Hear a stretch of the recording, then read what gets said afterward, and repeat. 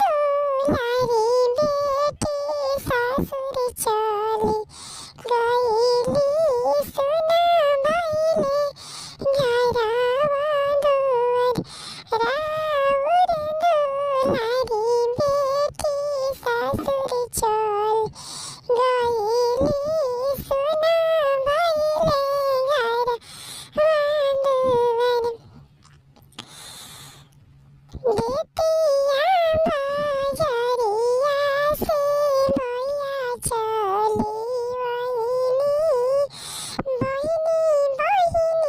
करेले पुकार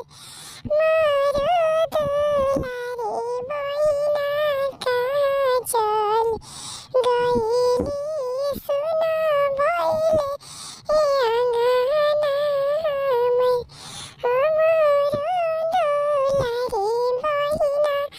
कहाँ चली गईली सुना भइले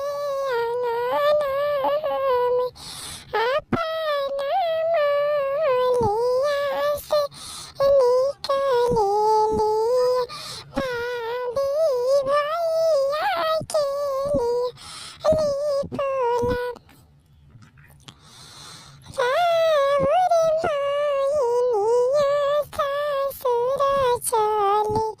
गईली सुना भइले